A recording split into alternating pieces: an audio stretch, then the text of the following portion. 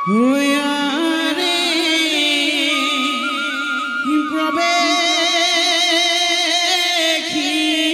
প্রবেখিলা সভার মাঝে গঙ্গার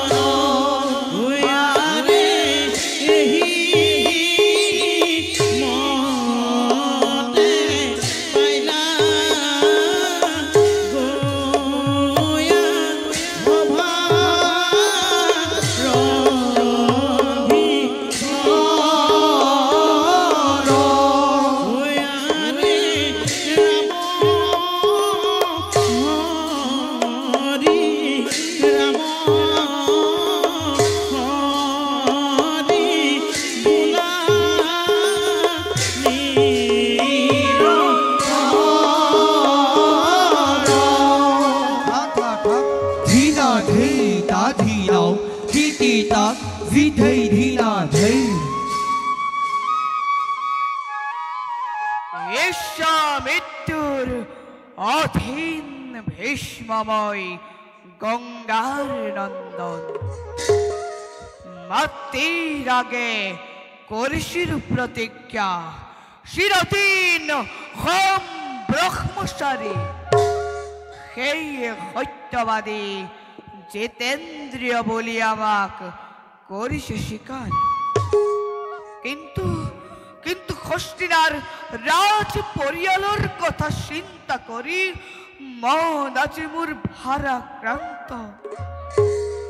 মাতৃ মোর সত্যবতী দেবর নন্দিনী বলে নকর কন্যাদান ভারতার সত্য সমাজে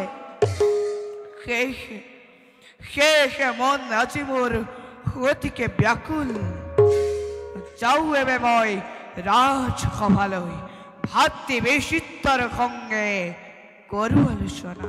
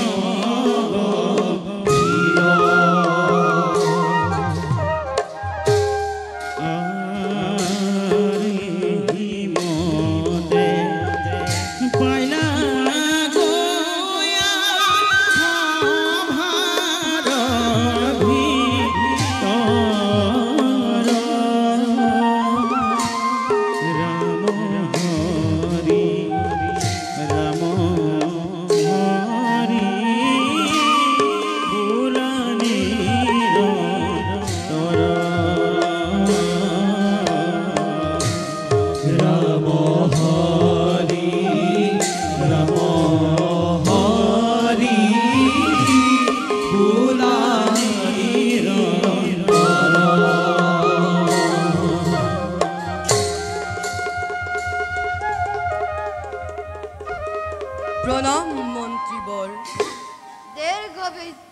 দীর্ঘজীবী হুয়া কুমার হুনা কুমার নগর পালে ধরিতৈছে দৈশ্য মহাবল হিংগাখনত বহিয়েবে তুমি বিচাৰ কৰিব লাগিব হস্তিৰ পদান। ক্ষমা কৰক মোক মন্ত্ৰীবৰ, বৃত্তিতুল্য আপুনি আমাৰ আপুনিয়ে পালি আছে বহুদিন ধৰি হস্তিনাৰ মহামন্ত্ৰী ভাল। বাৰু কওকচোন, ধৰ্মমতে জ্যেষ্ঠজন থাকোঁতে জীৱিত কনিষ্ঠ হৈ মই আৰোহিম ৰাজ সিংহাসন, নোৱাৰিম মন্ত্ৰীবৰ, ৰজা হ'ব মই। হুনা কুমাৰ ৰাজ প্ৰতিনিধি তুমি, তোমাৰ জ্যেষ্ঠজন চিত্ৰাংগত চলি গৈছে গন্ধৰ্বৰ দমনে। তুমিয়েই কোৱাচোন কুমাৰ, তোমাৰ অবিহনে কোনে বাৰু বিচাৰ কৰিব দৈশ্য মহাবলৰ? শ্ৰেষ্ঠ বিচাৰক আছে আমাৰ ওপৰে। তাৰ মানে অৱশেষে ভগৱানে কৰিব বিচাৰ? মন্ত্ৰীবৰ, কোৱা নাই মই সি ভগৱানৰ কথা। মোৰ ভগৱান পিনস্কন্ধ দীক্ষবাহু জ্যেষ্ঠ ভীষ্মদেৱ, বিচিত্ৰ বীৰ্য পুণ্যজাৰ প্ৰদৰ ৰেণু, স্নেহজাৰ মন্দাকিনী ধাৰা, নয়নেজাৰ প্ৰশান্ত জ্যোতি ৰাজ হৈ নিতে থাকোঁতে তেনে বিচাৰক কিয় মন্ত্ৰীবৰ মই কৰিব লাগে দৈশ্য বিচাৰ? শুনা কুমাৰ, ৰাজ প্ৰতিনিধি তুমি,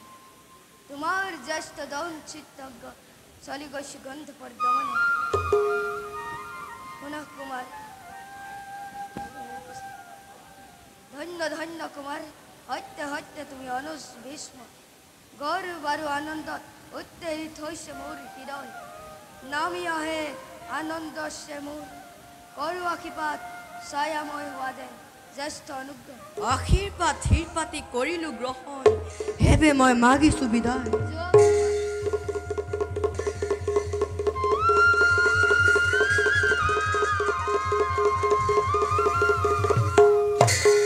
তৰুণ বিচিত্ৰ আজকে যে দেখি দুৰন্ত কিশোৰ। মন্ত্ৰীবৰ, ক'ত গৈছে মোৰ ভাতা চিত্ৰাংগত? মানৱ এৰি গন্ধৰ্বৰ দমনে হেতু গৈছে চিত্ৰাংগ। মন্ত্ৰীবৰ, অধিক নাজানো মই, নোৱাৰিম ক'ব, এবে মই মাগিছোঁ বিদায়।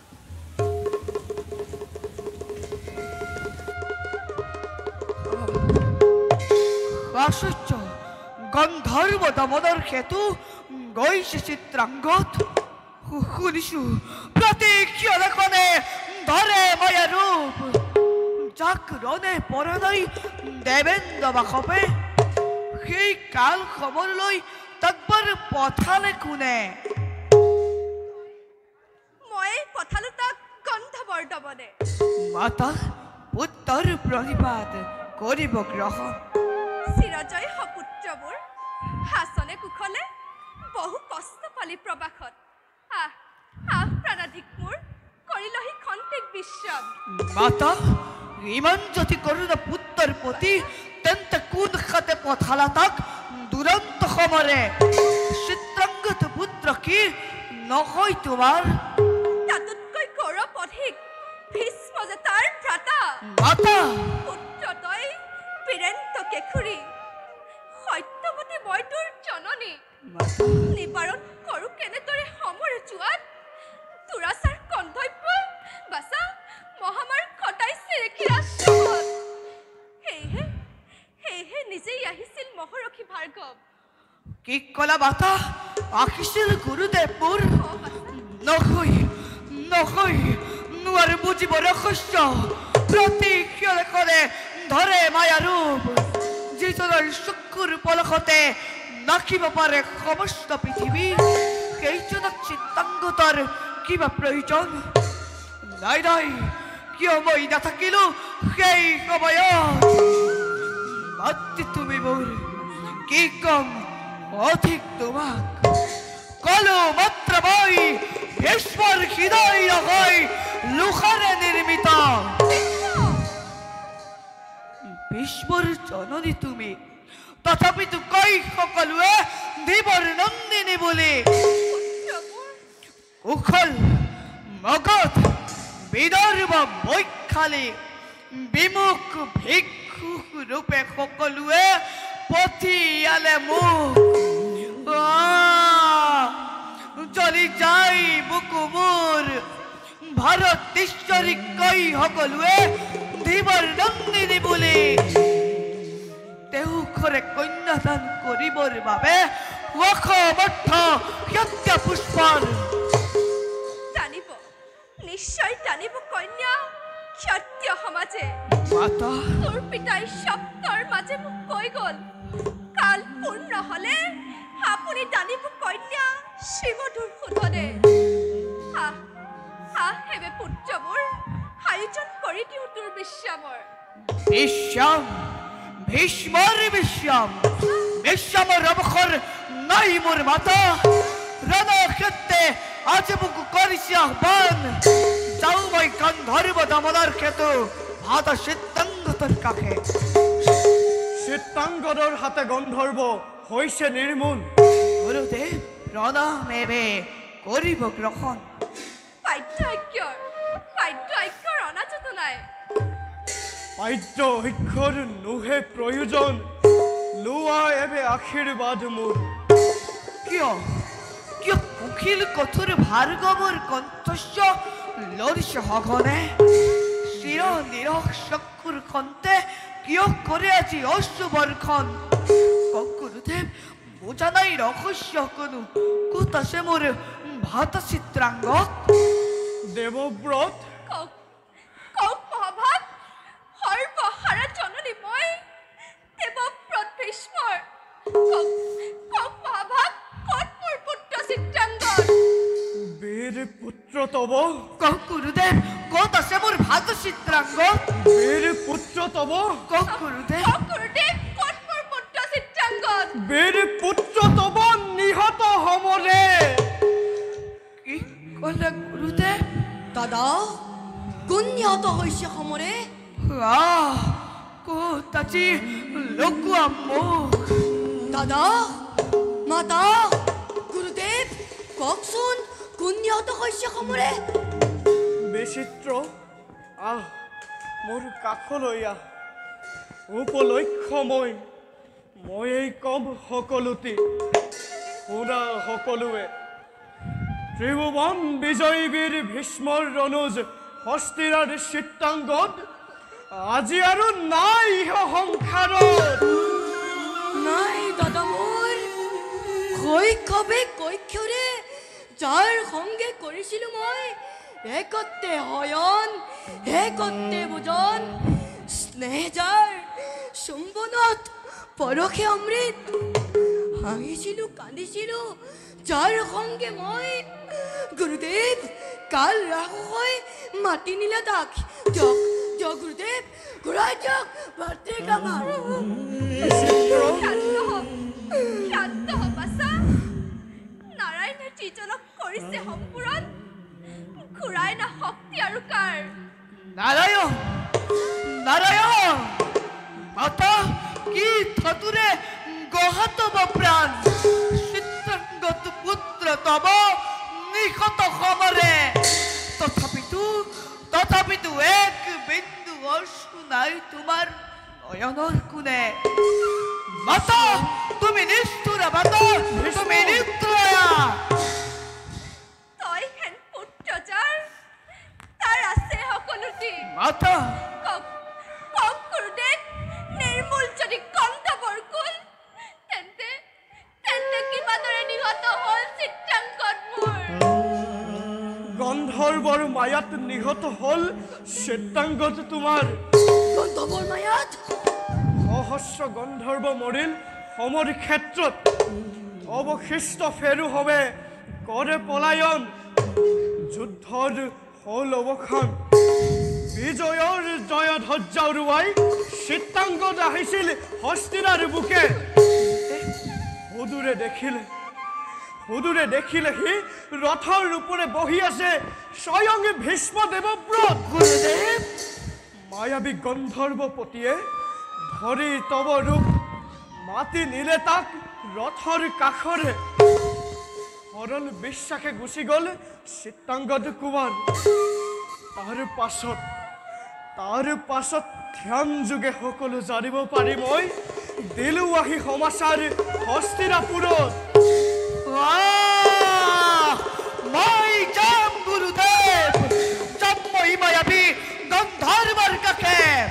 মই চাম কোন ৰূপে সবে মোৰ কাষ, ভক্তি সন্তৰ লম্বাই মেঘত প্ৰতিশোধ। গুৰুদেৱ হে গাঙ্গেয়,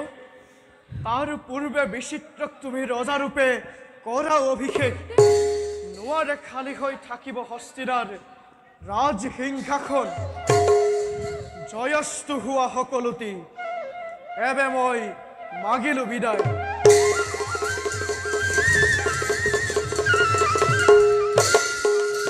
অভিষেক, মোৰ অভিষেক দাদা, শৰণত ধৰিছো তোমাৰ। নকবা মোক ৰজা হোৱাৰ কথা, ৰজা হোৱা তুমি, তোমাৰ ভিত্ৰ হৈ সদা সৰ্বদা সেবি যাম শৰণ তোমাৰ। পুত্ৰ, যি আছিল তোৰ জ্যেষ্ঠ, তেওঁ আজি মাতৃৰ পদে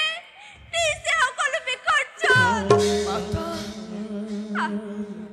আহোন, প্ৰজাৰ মংগলৰ কাৰণে ৰজা তই হ'বই লাগিব। ৰজাৰো ৰজা জ্যেষ্ঠ দাদা তোৰ আজি মাতৃৰ পদে হৈছে ভিক্ষাৰী। মাতা আহ বাছা, আহ। বলা মাতা।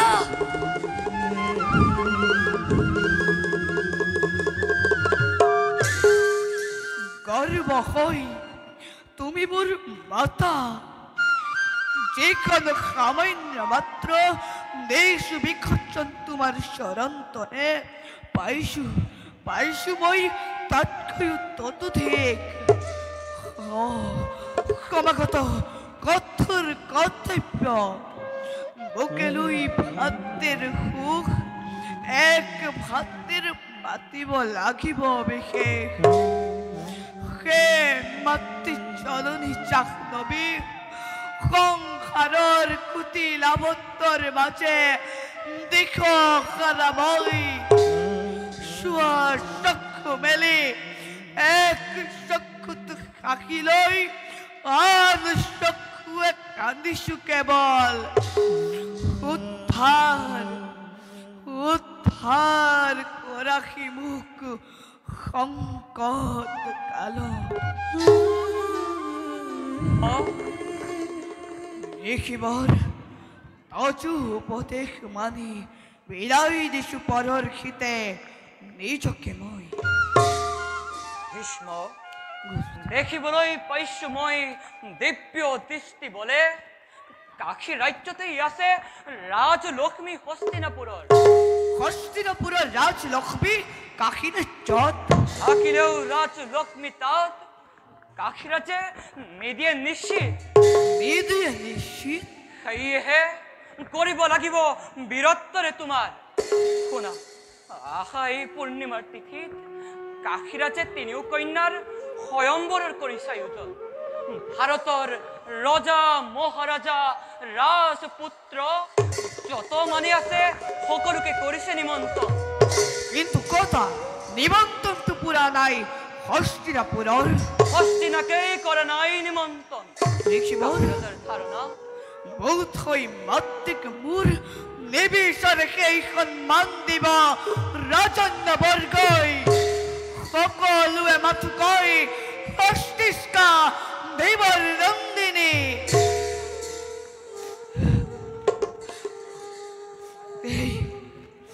যাম, সেই অপমান মোৰ নহয় সহ্য। কাশী ৰাজ্য কৰি আক্ৰমণ, হাতে গলে বাজি আনিম কাশী ৰাজনক। বন্দী তুমি কৰিব নালাগে, বন্দী হৈছে নিজেই নিয়তিৰ সমীপে। ৰেখে শ্ৰেষ্ঠৰ আশীৰ্বাদ বিচাৰিছো মই। কৰো আশীৰ্বাদ, উত্তীৰ্ণ হোৱা তুমি অগ্নি পৰীক্ষা, ব্যৰ্থ কৰি দেৱতাৰ সকলো চক্ৰান্ত গমন কৰি দিয়া তুমি পৃথিৱীৰ মধ্যত ভীষ্ম এক ভীষ্ম দ্বিতীয় ধৰাৰ মধ্যত কি কৰে দেখিবৰ দেবতায় কৰিছে সংক্ৰান্ত এই তোমাক ভীষ্ম নাম কৰিলে প্ৰদান সেই সকলেই ল'ব বিচাৰিছে পৰীক্ষা বিখন আৰু অগ্নিকন্যা অগ্নিকন্যা আৰু অগ্নিকন্যাই ল'ব পৰীক্ষা তোমাৰ অগ্নিকন্যা কিন্তু কিন্তু কোন সেই অগ্নিকন্যা নুসুধিবা তুমি মোক সেই কথা নাপাবা তাৰ আজি উত্তৰ দ্ৰুতগামী ৰথেশ্বৰী যোৱাকাশী ৰাজ্যলৈ মাতৃ রাজ্য ক্ষীরে তুলি লই করিম গমনময় কাক্ষী রাজ্য লই মাতৃর বিনয়জ্ঞতময় নকরিম গমন ভগ্নি বলিছে যাক আই ভগবতী সত্যগ্রস্ত রেখিয়েও যাক মত্তি বলে করিছে অনুমোদন কলেও মত্তি বলে দেবর নন্দিনী স্বর্গত কয় গরিয়খিতে যাও এবে বই মাতৃৰ কাষত যোৱা বিৰাই দেখিব যোৱা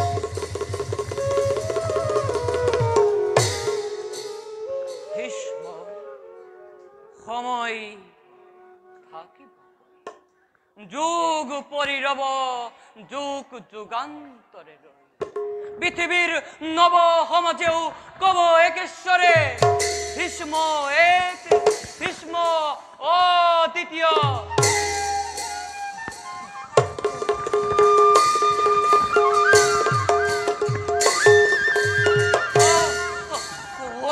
মই কি দেখিছো মৃত্যু চোখ মিলিছে বিচিত্ৰৰ নাই নাই নোৱাৰে হ'ব মৃত্যু বিচিত্ৰৰ বংশৰ বংশতৰ বিচাৰিছো মই নহ'লে অসপূৰ্ণ হৈ ৰব মহাভাৰত মোৰ সেয়ে পৰমাণু হস্তে আৰু 2 বছৰ বিচিত্ৰক জীৱন দান কৰিম প্ৰদান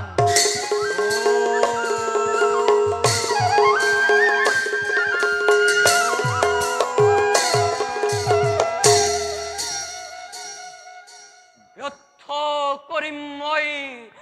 নিষ্ঠৰ নিয়তিৰ আহ্বান ব্যৰ্থ কৰিম মই নিষ্ঠৰ নিয়তিৰ আহ্বান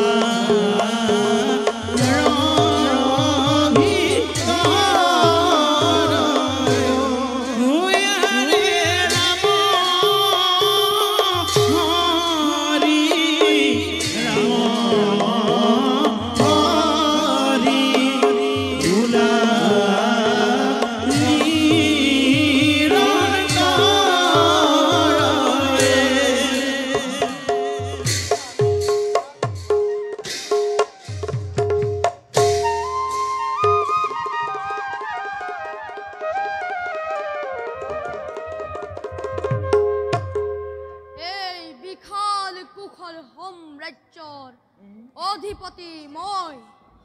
মোৰ নামত তীৰ্থৰ দেৱতা যক্ষ ৰক্ষ সকলোটি হয় কম্পমান দুতে আহি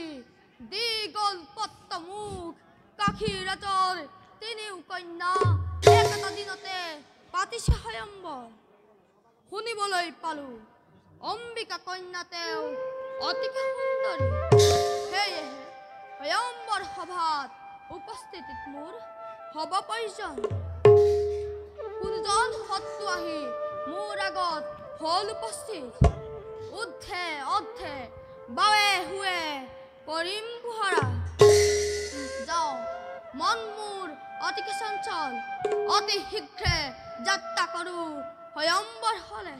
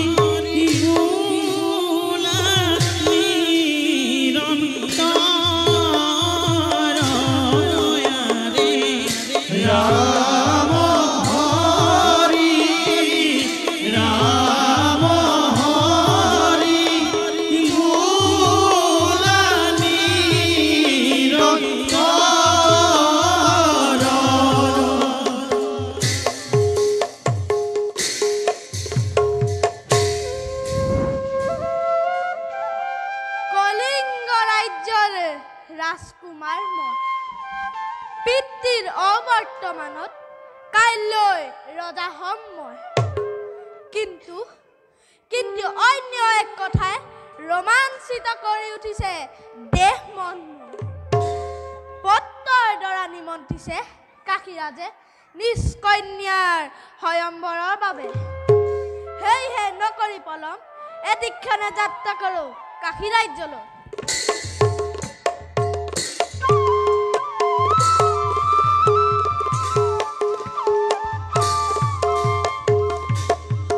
কৃষ্ণ হৰি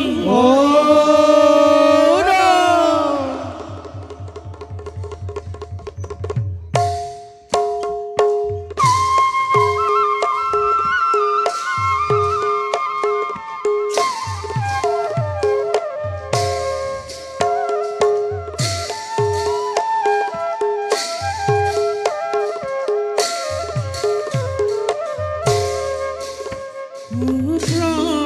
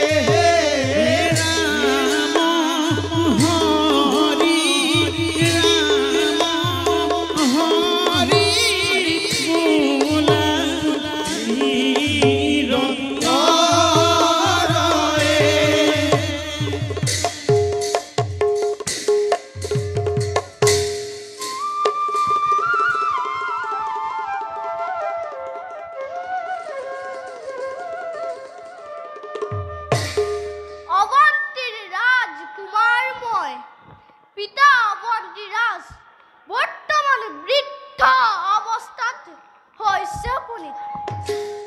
পিতাৰ অবৰ্তমানত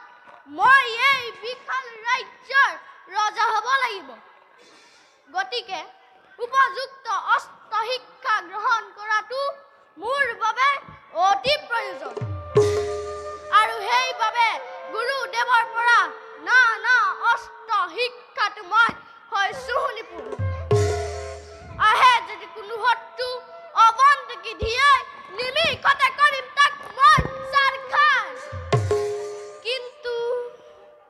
অন্য এক চিন্তাই মন মোৰ কৰিছে বিচলি এক ৰমণীৰ অবিহনে যেন জীৱন মোৰ অতিকে অখাৰ কাশী ৰাজাৰ তিনিও কন্যাৰ ভয়ম্পৰৰ কৰি আয়োজন আমাকো পত্ৰ যোগেদি কৰিছে নিমন্ত্ৰণ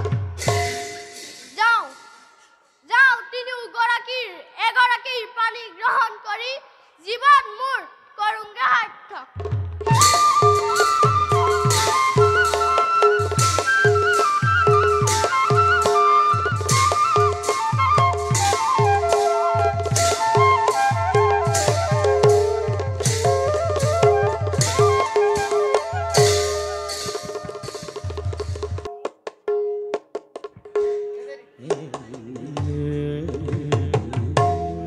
আজি অধিবা কাইলৈ বিবাহ যুগল কপতি হ'ব দুই ভগ্নীয়ে আনন্দতে কৰিছে বিবাহ কিন্তু তেনেদৰে কিয় আনন্দ কৰিব পৰা নাই মই কিয় আজি বুকু মোৰ কপে খনে খন নিশা শেষে দেখিলো এক অদ্ভুত সপোন দেৱক্ৰান্তি যুৱকে স্কন্ধে ধনু কচিত কৃপণ মূৰ্তি বন্ত যেন দেৱসেনাপতি মেলি দুই কুঠাম পুজই আহ্বান কৰিছে আমাক ৰথত উঠিবলৈ ভাল পৰা যাওক ভাল পাওঁ মই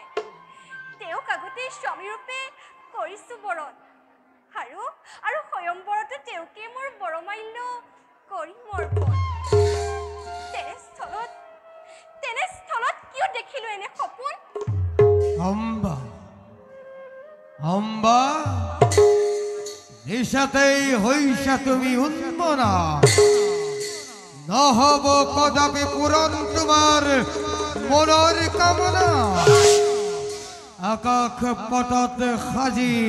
সীতাৰ সাঙি শুন হেৰো অম্বা আৰে কৈ যাওঁ মই কান্দিব লাগিব তই আরে কই যাও মই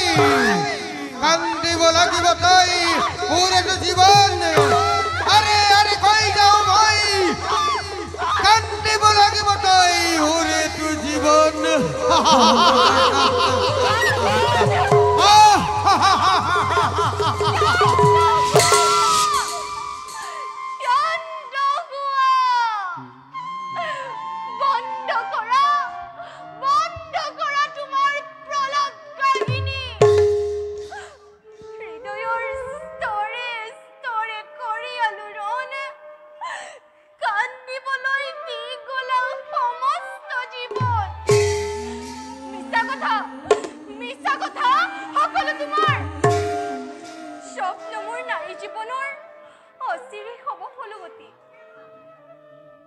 উজ্বলিব হিৰমোৰ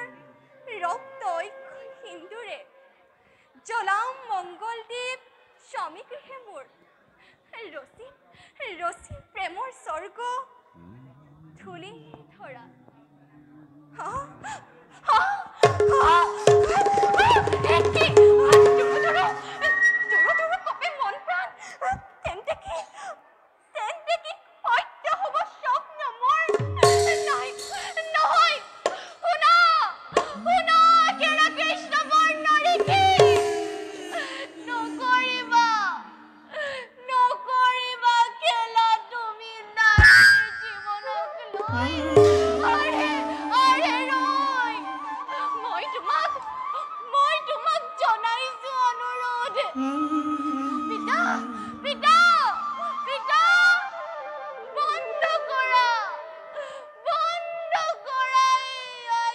পিতা বন্ধ কৰা এই আয়োজন পিতা বন্ধ কৰা এই আয়োজন অম্বা পিতা অম্বা পিতা পিতা কি হৈছে মোৰ প্ৰাণৰ দেৱতা কিয় তই কান্দিছ এনেদৰে পিতা আই বন্ধ কৰি দিয়া মোৰ কয়ম্বৰ আই চিৰদিন অবিবাহিত হৈ থাকিম মই তোমাৰ লগত কিন্তু কিয় আই কয় কোনোবাই দিলে নেকি তোৰ অন্তৰত অসহ্য আঘাত পিতা মই নিসংকোচে প্ৰকাশ কৰাই পিতা শুনাই বয়সে যদিও বৃদ্ধ কাখিনীপতি এতিয়াও হোৱা নাই শক্তিহীন মই এই দুহাতেৰে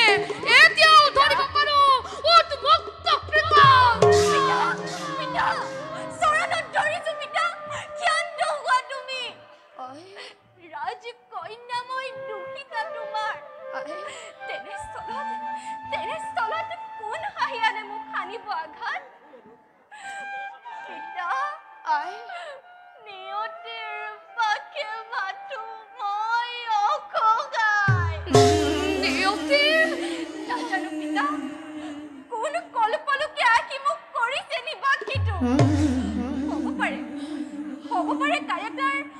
নীতিকাৰে গঢ়া হয়তোবা মায়াৰ সৃজন যাৰ প্ৰতাপে কঁপি উঠে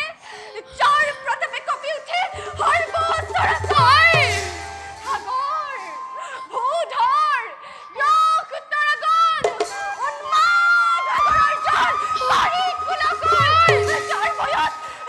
ভয়ত পাতাল লুকাই পিতা যাৰ ভয়ত পাতাল লুকাই এই নিয়তি আগে মোক জন্মবেকে কনুৱাইছে কি বুলি কৈ গ'লাই কৈ নকৰি পলম পিতা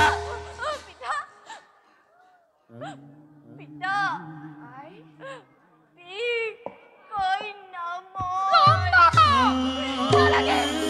নালাগে কপটোৰ কয়ম্বৰ সাধু কন্যাকে বেকাই স্বপ্নৰ মাজে কৈ গ'ল ভৱিষ্যত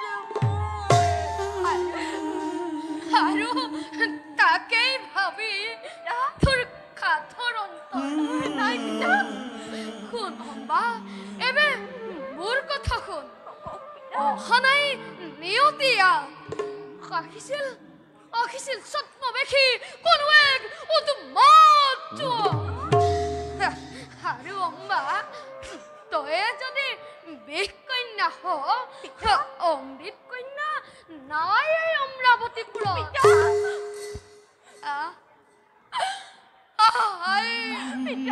মোৰ কাষলৈ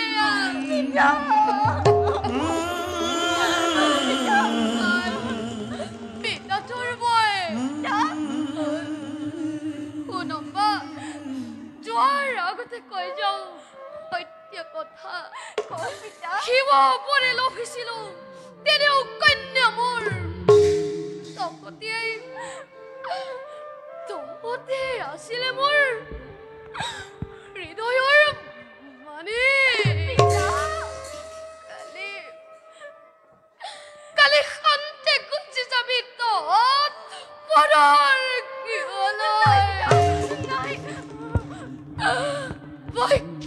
চোৰ বোলাই তহঁতে আছিলে মোৰ হৃদয় কালি শান্তি গুচি যাবি তই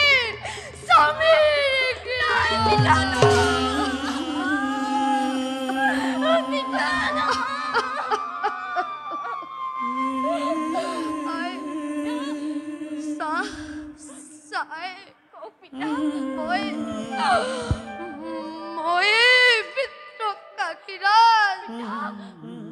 এক খৈৰমে কন্যা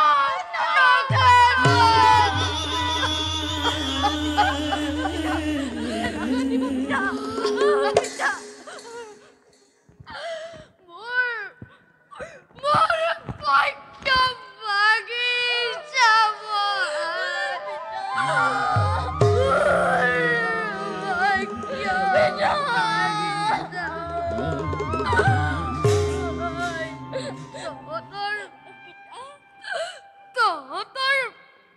আহি পেলাই তথাপিতো উলংঘিব নোৱাৰো এতিয়া বিধিৰ বিধান উলংঘিব নোৱাৰো এইটো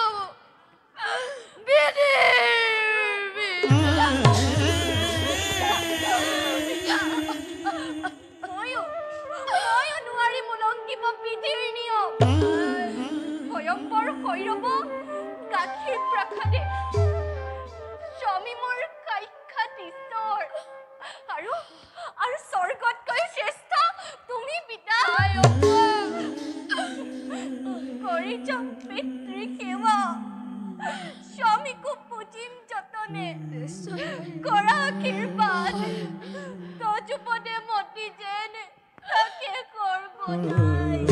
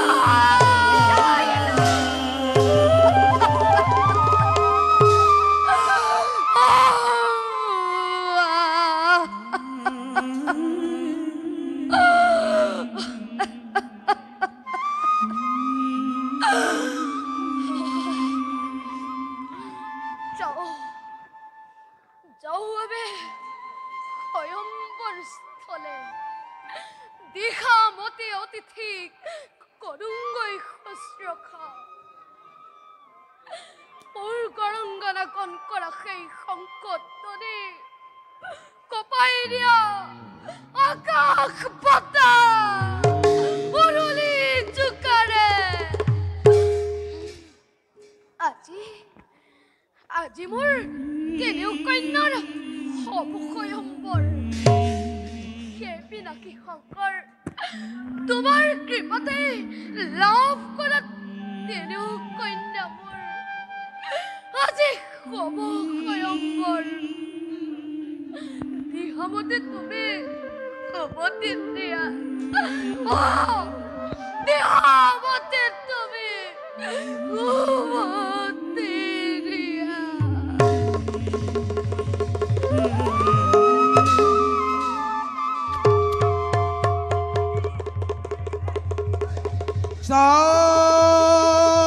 হৰি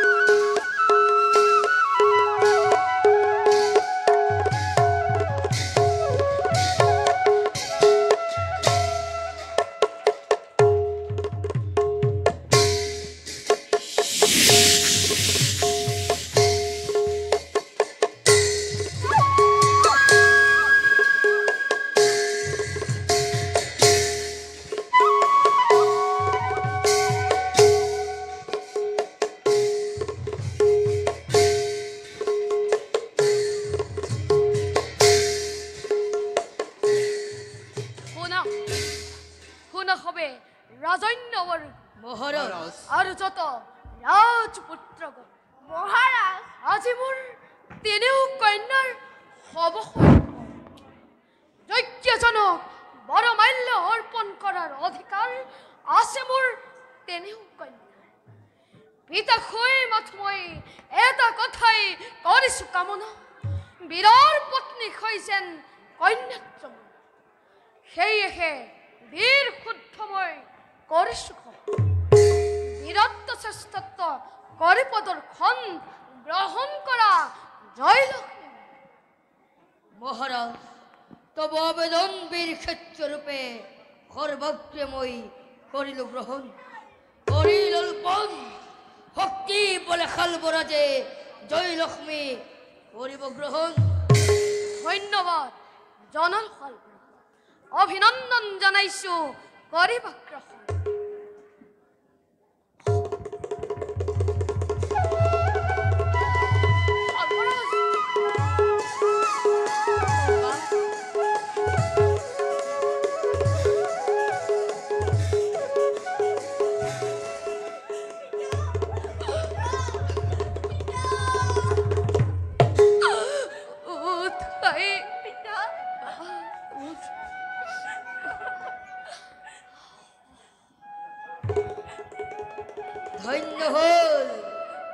ধন্য হল আজি স্বয়ম্বর সভা অনখের রাজন্য বর্গ বীর রচনা দি যদি কোনো জনে লাভ করিব বিচারা এই অপরূপাগণ সেই জনে আহি মূৰ্খমে সন্মুখমৰে কৰাহিৰণ অনুচিত স্বয়ম্বৰে সন্মুখমৰ সত্য কথা নহয় ভণ্ডামী আগেই কৰিছিল পণ বীৰ শুল্কে জানি মই তিনিও কন্যা যদি আছে বীৰত্ব বৈভৱ ক্ষত্ৰিয় বীৰ খালবৰ সমে এজন এজনকৈ দ্বন্দ্ব যুদ্ধৰ বাবে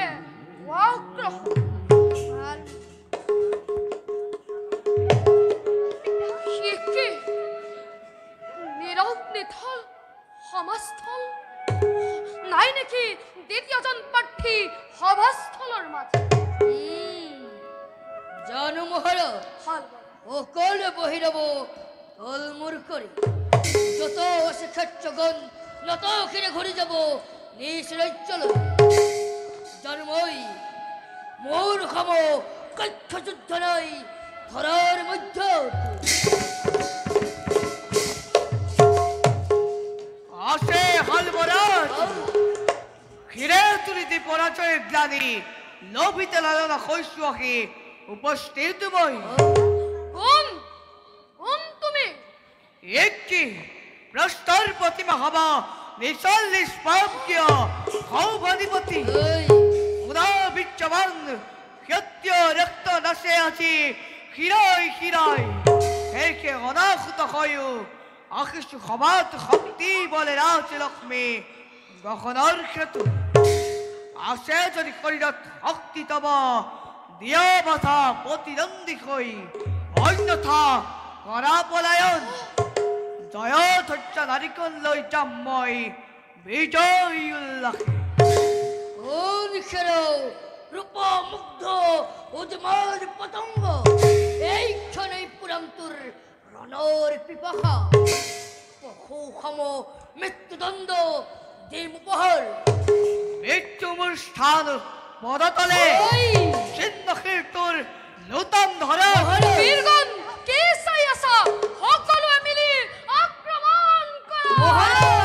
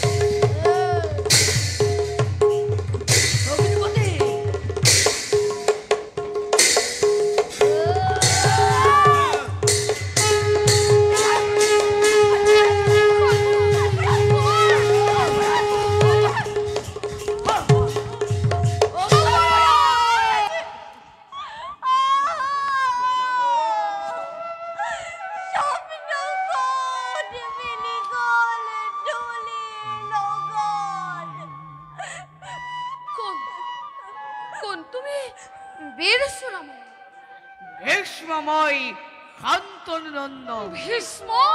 সত্য কথা মহারাজ গঙ্গা পুত্র ভীষ্মময় পরশুরাম হেস্য ত্রিভুবন বিজয় একমত তার ধীবর নন্দিনী হে ভীষ্মময় অভিযত্ত হইয়াত মহারাজ নিমন্ত্রণ করিলা হস্তিনাপুরক হেকে অনাহুত হয়ে ভীষ্মদ কন্যা ক্রয় করিল গ্রহণ মোর ভাতা বেশিত্তর ভাবে ও স্বাগত কন্যা গ আহা কন্যা গ অম্বিকা অম্বিকা অম্বিকা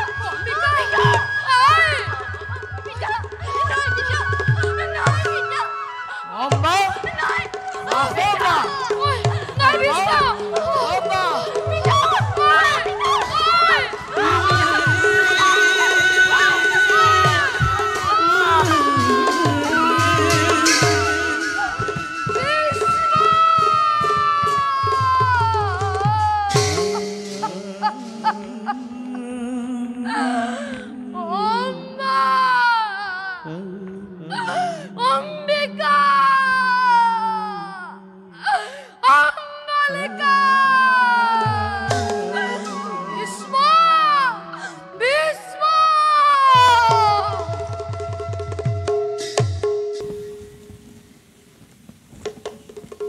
আহিছে ৰাজলক্ষ্মী ৰূপে তেনে কন্যাজী হস্তিনাপুৰে ধন্য ধন্য দেৱবত অষ্টশিক্ষাজী সাৰ্থক হৈছে তোমাৰ সম্পূৰ্ণৰূপে প্ৰজাসকল মংগল ধ্বনিৰে কৰা আস্বাদন শংখধ্বনি নিনাদেৰে হস্তিনাপুৰ দিয়া উপচাৰ ৰবা মন্ত্ৰী ভগৱান পৰশুৰাম প্ৰণাম শ্ৰীচৰণ উঠাও মন্ত্ৰীবৰ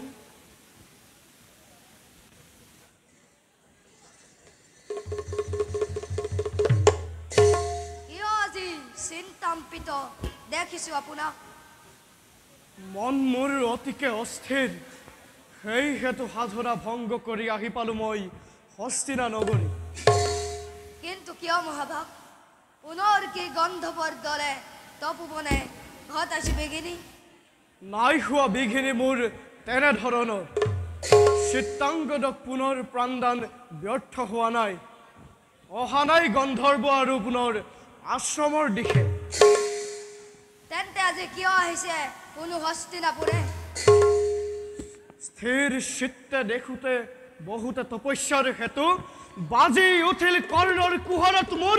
ভীষ্মৰ কণ্ঠস্বৰ ভীষ্মই যেন কৈ চিঞৰি চিঞৰি নাৰী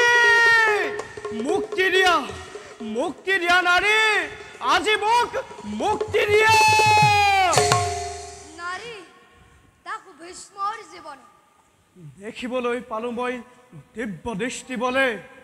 অমংগলৰ ধূমকেতু এটি উদিত হৈ হস্তিনাৰ আকাশ মাৰ্গত পৰিবহি খুজিছে আহি ৰাজপ্ৰসাদে সেয়েহে যুগ বোলে সহস্ৰ যুগন পদ অতিক্ৰম কৰি আহি পালো মই হস্তিনা নগৰী কোৱা মন্ত্ৰীবৰ কিবা অমংগল হৈছে নেকি হস্তিনাপুৰত জানো মই ভাৰতৰ সন্মানৰ আসন তথাপিতো মোৰ ধাৰণা ঠিক সোণৰ পিঞ্জৰা উৰিব বিচাৰো মই মুক্তৰূপী বিহংগৰূপে মই বন্দী হৈ ৰলো আজি পিঞ্জৰাৰ ভিতৰে উপলক্ষ্য মাথো তুমি সকলো নিয়তিৰ খেলা নিয়তি আপোনাতকে নিয়তি বেছি কি শক্তিধৰ কুঠাৰৰ আঘাতক খিলাম মই গিৰিসিংহ হৈ যায় ৰখাতলৈ সেইজনেও কি ব্যৰ্থ কৰিব নোৱাৰে নিয়তিৰ গতি ঠিকেই কৈছে দেৱনাৰায়ণে তদ্ৰূপে পাইছে শিষ্য ভীষ্মদেৱ মোক লৈ দুয়োজনে খেলিছে খেলা এজনে দি গ'ল ৰাজসিংহাসন মোক আনজনে তিনিও কন্যা হৰণ কৰিলে মোৰ বাবে তিনি কন্যা হৰণ কৰিলে তোমাৰ বাবে সঁচা কথা মিছা কথা নহয় কদাপি বিচিত্ৰ বিবাহ বিচিত্ৰভাৱে এক কন্যা থাকে যদি বাওঁ কাষে মোৰ অন্য কন্যা থাকিব সোঁ কাষে অম্বা দেৱী তাইক দেখিলে যেন তপ্ত ৰক্ত মোৰ বিচিত্ৰ বীৰ্য নালাগে আৰু মোক ক'ব ভীষ্মকেই কৈ যাম সকলোতে মাতা ক'ত আছে মোৰ প্ৰিয় শিষ্য গংগাৰ নন্দন ৰাস কাৰাবত নাইবে গঙ্গাৰ নন্দন হে নিয়তি নাজানো ভাগ্য পথে মোৰ কি বা লিখা আছে কিন্তু কিয় মহাভাগ সমুদ্ৰ মন্থনৰ বিষ পান কৰিছিল মহাদেৱে নিজৰ কণ্ঠত সেইবাবে তেওঁৰ নাম নীলকণ্ঠ ভীষ্মও হ'ব লাগিব নীলকণ্ঠ জীৱন সমুদ্ৰত ভীষ্ময়ো ভীষণ বিষ পান কৰিব লাগিব মহিষী আজন্ম ব্ৰহ্মচাৰী কামজয়ী অমৃতপুৰ গংগাৰ নন্দন ভীষ্ম চিৰদিনে দি আছো মই তেনে আশীৰ্বাদ আজিও দি যাম সেই আশীৰ্বাদ মনত ৰাখিবা দুয়োজনে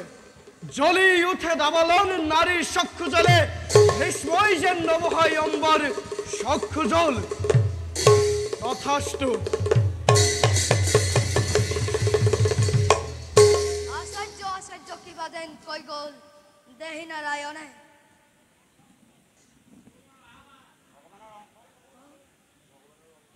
ভগৱানে ইয়ং ক্ষমতাৰ আচাৰ্য ৰহস্যময় বুজিছো ইয়াৰ মোৰে ফুলৰ বাবে নিজ ভাগ্য বলিদা দাদা দেৱব্ৰতে এইবাৰ মোৰে খেতু মহাদেৱ ৰূপে কৰিব কণ্ঠে বৃক্ষপান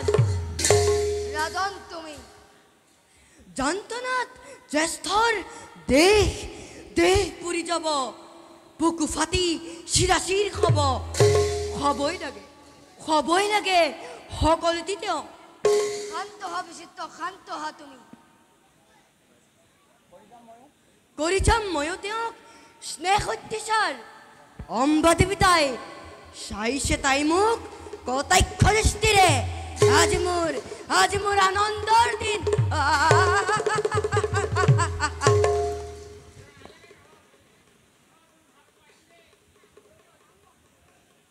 সিজনাৰ মই বিচাৰো সাক্ষাৎ নাই নেকি তেওঁ স্থানত ৰাসবালা তুমি মই নৰৰূপী মানৱ দেৱতা বীৰ চূড়ামণি ত্ৰিভুৱন বিজয়ী যিজনে মোক হাতত ধৰি তুলিছিল ৰথত তেওঁক এবাৰ মই সাক্ষাৎ কৰিব বিচাৰো আনন্দ তাৎপহৰা হৈ গৈছে তেওঁ মোৰ বিবাহৰ নিমন্ত্ৰণৰ হেতু ৰাজন্যবৰ্গ আচৰিত তেওঁ নিজে কৈছে বিবাহৰ নিমন্ত্ৰণৰ হেতু আচৰিত নহয় একেবাৰে সত্য ৰাজবালা ৰাজবালা তুমি অপেক্ষা কৰা মই আহিলো মন্ত্ৰীবৰ সকলোৱে আজি অম্বাক ঘৃণা কৰিছে কুমাৰ দেৱব্ৰত নোকোৱা হলে ভীষ্মদেৱ তুমি সেই ৰাজসভাতে মোৰ দেশৰ সমস্ত বিষ পৰীক্ষণ কৰি ললোহেঁতেন তোমাৰ ওপৰত মোৰ ভীষণ প্ৰতিশোধ তুমি নিষ্ঠুৰ দয়াল তুমি ভণ্ড ব্ৰহ্মচাৰী ব্যৰ্থ কৰি মোৰ পুনৰ সপোন জীৱনলৈ পুৱাই আনিলা অমানিকাৰ ৰজনী আনৰ বাগদত্তা মই কিয় ভীষ্ম কিয় তুমি মোক কৰিলা কৰণ কি কৰিছ তই অকলে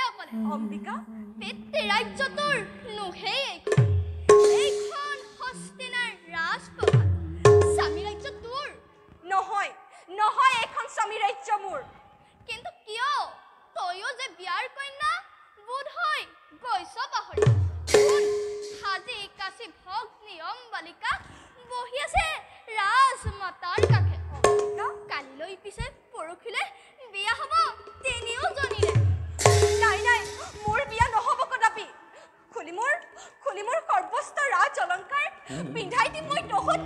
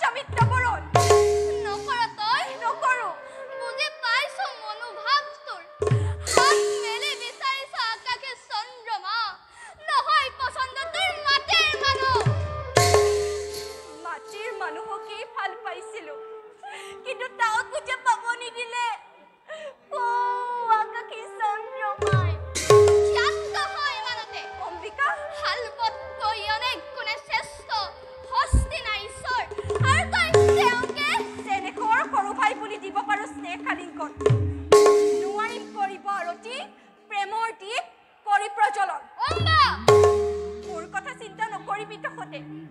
শিষ্যমতে কৰি যাম প্ৰতি কাৰ্য মোৰ জন্মৰ পৰাই ক্ৰূৰ নিয়তিয়ে খেলিছে খেলা মোৰ জীৱনক লৈ মই চাই আহিছো অনিমেষে নেত্ৰে শেষ প্ৰান্তলৈ কেতিয়ানো মোৰ এই খেলা হ'ব বকাল কি অম্বা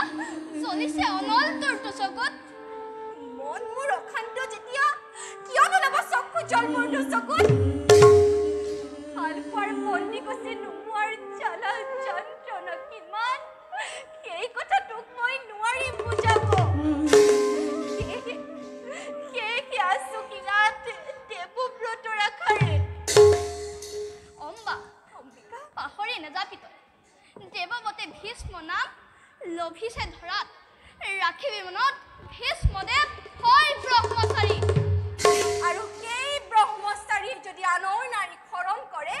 নহয় নেকি মহাপাপ তাত কে আজি চিঞৰি চিঞৰি কম জগতক কবি অম্বা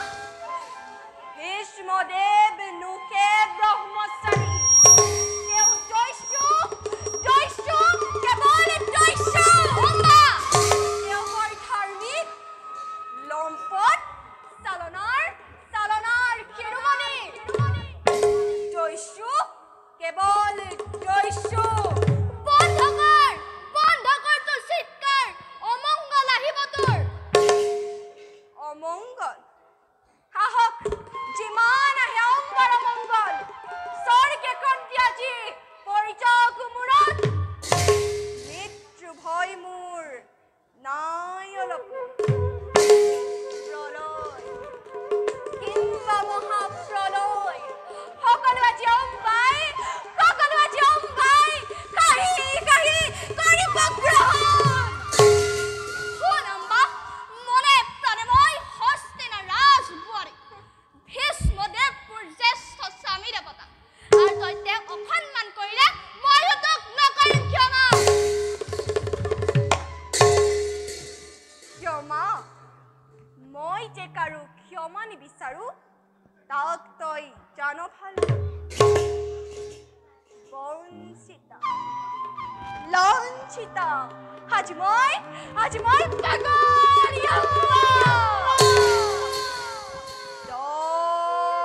দপকৈ জ্বলাই বহনি প্ৰতিশোধ প্ৰদানী মই ৰাজবংশৰে নিমিষতে হস্তিনাপুৰক মই কৰিম নিশেষ ই যে মোৰ ভীষণ প্ৰতিজ্ঞা ই যে মোৰ ভীষণ প্ৰতিজ্ঞা ৰাজকুমাৰী দেয়া অভিশাপ শীত পাতি মই কৰিম গ্ৰহণ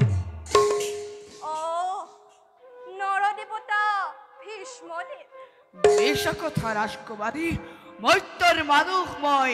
তোমাৰ নিচিনা দুখময় মানৱ দেৱতা সাজন্ম ব্ৰহ্মচাৰী মাথো ব্ৰহ্মচাৰী সঁচাই যদি তুমি ব্ৰহ্মচাৰী হোৱা তেন্তে কিয় মোক প্ৰতাৰণা কৰিলা ভীষ্ম প্ৰতাৰণা কৰা নাই মই বীৰ ৰৌচৰতী সবকে কৰিলো গ্ৰহণ মোৰ ভাতা বেচিত্ৰৰ বাবে কিন্তু ভীষ্ম পাহৰি গলানে তুমি মোক হাতত ধৰি তুলিছিলা ৰথত জ্যেষ্ঠ ভাইয়ে নিখংকুশে হাতত ধৰিব পাৰে কনিষ্ঠ ভগ্নীৰ অশাস্ত্য কৰ্ম মই কৰা নাই একো ভাৰতৰ শ্ৰেষ্ঠ ৰাজা ৰাজকুমাৰ বেচিত্ৰ তোমালোকৰ স্বামী হ'ব তেওঁ নহয় সেইজন স্বামী মোৰ কম্বা গৌৰৱান্বিত হ'ব পাৰে ভগ্নীদ্বয় মোৰ তাৰ বাবে লজ্জাবোধ কৰিছে অম্বাই ৰাজবালা ভাতৃ মোৰ বিচিত্ৰ ভালদৰে জনা আছে মোৰ তেওঁ অতি সৰল উদাৰ আৰু শিশু ফুলানা সেয়েহে চেনেহৰ ভাই বুলি দিব পাৰো চেখালিংকৰ নোৱাৰিম কটা বিশ্বামিত্ৰ কৰিব বৰণ কম্পা মোৰ ভুল হৈ গ'ল জীৱনৰ প্ৰচণ্ড ভুল কৰিলো প্ৰথম অনুতপ্ত মোৰ প্ৰাণ ভুলৰ প্ৰায়শ্চিত্ত কৰিম মই নিজেই পুনৰ আত্মা দিম স্বয়ম্বৰ তোমাৰ অসীম দয়াৰ বাবে দিছো ধন্যবাদ কিন্তু অম্বাৰ স্বয়ম্বৰ কোনো নহব ধৰা আনৰ পাগদত্তাক যিজনে কৰিছে কৰণ সেই গাঁও পুৰুষৰ দয়া কদাপিতো নিবিচাৰো মই দত্তা কোন তোমাৰ বাগদত্তা শ্ৰী হালবৰাজ বীৰপণ দেখুৱাবৰ বাবে নোকোৱা কলে তুমি উপস্থিত তেওঁকে স্বামী ৰূপে দিলোহেঁতেন পৰমাইল্য মোৰ এই কথা তুমি কিয় আগতেই নকৰিলা প্ৰকাশ কোৱাহেঁতেন এই কথা স্বয়ংবৰস্থলে নানিলেহেঁতেন তোমাক হস্তিনাপুৰলৈ যা পুত্ৰদেৱব্ৰত ক্ষমা প্ৰাৰ্থী হৈ থৈ সম্বাক কাশীৰ সদনে মই যে নাযাম উন্নতি আৰু পিতৃগৃহলৈ তেন্তে কলৈ যাবা তুমি যাম মই শালবৰাজৰ কাষে তেওঁৰ কাষে মোক দিয়ক পঠিয়াই যদি শালবৰাজে প্ৰত্যাখ্যান কৰে তোমাৰ দৰে শালবৰাজ নহয় প্ৰতাৰক তেওঁ মোৰ হৃদয়ৰ ৰতন সম্পা যিজনক নৰলোকে কৰে নতহিৰ তেনেজনক কৈছা তুমি মোৰ আগত প্ৰতাৰক বুলি বাপ্যবোৰ তিৰস্কাৰ অত্যন্ত হৰাজ কন্যা হেবে যাম মই শালবৰাজৰ কাষে ক্ষমা প্ৰাৰ্থী হৈ পুত্ৰ ক্ষমা বিচাৰিবি তই শালবৰাজৰ কাষে মাতা শালবৰ কাষে অম্বাক লৈ মই নিজেই যাম জ্ঞান কৰি অম্বাক নিজ কন্যাৰূপে শালংকিতা কৰি নানা বস্ত্ৰ অলংকাৰে থৈ আহিমগৈ সৌবৰাজ শালবৰ কাষে বীৰ তুমি ত্ৰিভুৱন বিজয় শালবৰ কাষত কিবা দৰে কৰিবা তুমি প্ৰাৰ্থনা নিবেদন মন্ত্ৰীবৰ যাওক তেন্তে আপুনি সৰ্বৰাজ্যলৈ যদিহে নকৰে শালবৈ অম্বাক গ্ৰহণ ৰাজমাতা পুনৰাই ঘূৰাই নিবা মোৰ বুকুলৈ কন্যাৰূপে তাইক মই কৰিম পালন ৰাজমাতা অম্বা তোমাৰ প্ৰতি অভিশাপ কৰিলো নাজানি ক্ষমিবা ভীষ্মক যদি কেনুপস্থান শালবৰ কাষে ৰাখিবা পুনৰ ঘূৰি হস্তিনাপুৰে ভগ্নীপুৰী স্থান দিম মূৰৰ ওপৰত কৰিছো কামনা শুভ হক যাত্ৰা পথ তোমাৰ জলাই মংগল দীপ স্বামীকে খোৱা তুমি এবে হাস্যময় লক্ষ্মী বোৱাৰী বিদায় অম্বা মই ৰাখিলো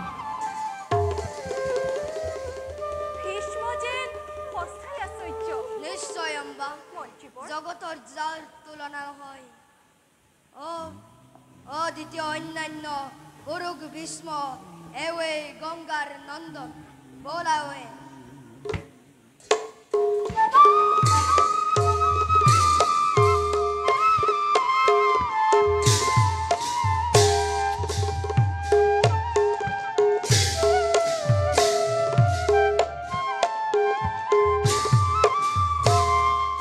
Soli